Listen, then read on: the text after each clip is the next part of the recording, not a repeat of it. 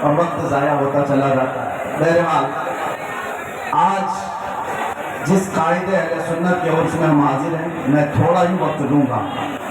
ایک ہی بات میں کہوں گا، پچھلے 3 دن سے آپ نے ان کی سیرت پر بہت کچھ سنا ہوگا، علماء، خطبہ، شعراء یہاں پر بہت ساری چیزیں آپ کو سنا کر جا چکے ہیں، لیکن میں اپنی زندگی میں آج محسوس کرتا ہوں، پل پل گھڑی گھڑی اگر کسی کی یاد آتی ہے مشکلات میں، تو ارشد القادری جیسے قائد کی یاد آتی ہے۔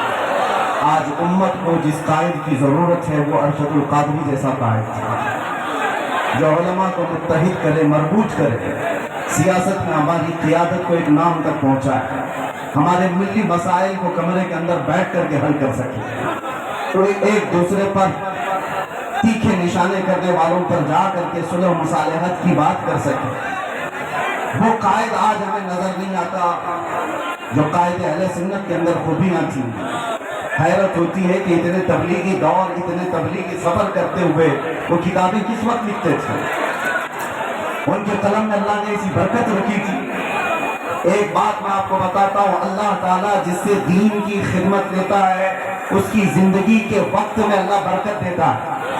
وہ تھوڑے سے وقت میں بہت کچھ کام کر کے جاتا ہے، عام لوگوں سے یہ ممکن نہیں ہوتا۔ علامہ ارشد القادری علیہ رحمت و رضوان نے جو ایک قیادت کا اچھا چہرہ پیش کیا، کاش آج امت کو پھر سے ایک ویسا قائد مل جائے۔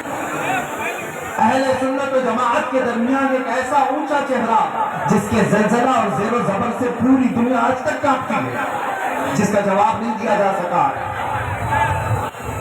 آپ جمشید پور والے، جو نئی نسل ہے، جو نئے نوجوان ہیں، ینگسٹرز، جنہوں نے اس قائد اہل سنت کو دیکھا نہیں ہے، آپ آج کی دنیا میں جی رہے، تبلیغی صبر کیے، وہ تمہاری زمین پر آرام کر رہا ہے، وہ اسی جمشید پور میں آرام کر رہا ہے۔ آپ کیا سمجھتے ہیں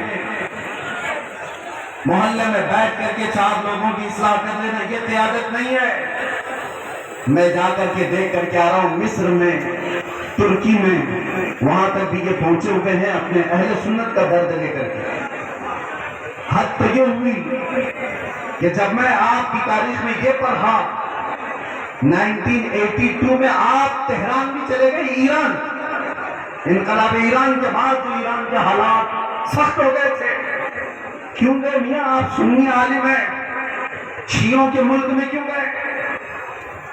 اس لیے نہیں گئے تھے کہ شیعوں سے لفافے لے کر آئے اور اپنا محل بنائے، بلکہ اس لیے گئے تھے کہ تہران میں 5 لاکھ سنی مسلمان جیتے تھے، ان کے مستقبل کی فکر کر کے ہندوستان سے وہ ایران پہنچے تھے۔ ایران کے سنیوں کو ایک مسجد بنانے کی اجازت نہیں دی جا رہی تھی، تو درد ایران کے سنیوں کو نہیں، ہندوستان میں بیٹھے ارشد القادری کے دل دھڑک رہے تھے۔ امت کا درد ہو تو قیادت آتی ہے۔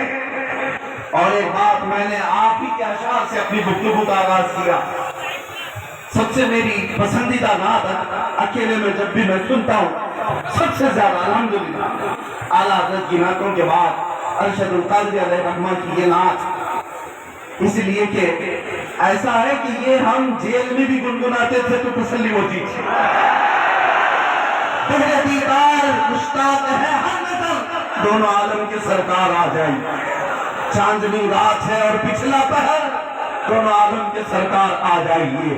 یہ وہ کہتا ہے جس کا دل براہ راست مصطفیٰ سے جڑا ہوا ہوتا ہے، جس کے دل کی دھڑکنیں میرے آقا کے عشق میں دھڑک رہی ہو، وہ اس طرح کی تمنائیں کرتا ہے۔ اور ایک بات میں آپ کو بتاؤں، بہت سارے لوگوں کو دیکھ کر کے آپ کمپیئر نہ کرنا، جس کے سینے میں سچا عشق رسول ہوگا اس کے دل میں آٹومیٹک امت کا درد بھی ہوگا، یہ لازم چیز ہے۔ جو نبی سے بے پناہ محبت کرتا ہے، بائی ڈیفالٹ جس کو کہتے ہیں نا آٹومیٹک، اس کے اندر امت کی محبت اور امت کا درد آ ہی جاتا ہے۔ وہ ایسا نہیں ہے کہ امت کو توڑنے کی بات کر رہا ہوتا ہے اور رسول اللہ کی سیرت بیان کر رہا ہوتا ہے، جھوٹا ہوگا۔ نبی سے محبت کرنے والے کی سب سے پہلی علامت بیان کی گئی ہے، میرے آقا نے خود فرمایا من لم یحکم بامرنا فلیس منا، جو اس حال میں صبح کیا کہ میری امت کا خیال نہیں کیا وہ میری امت میں سے نہیں ہے۔ حضور نے فرمایا جو امت مصطفیٰ کا خیال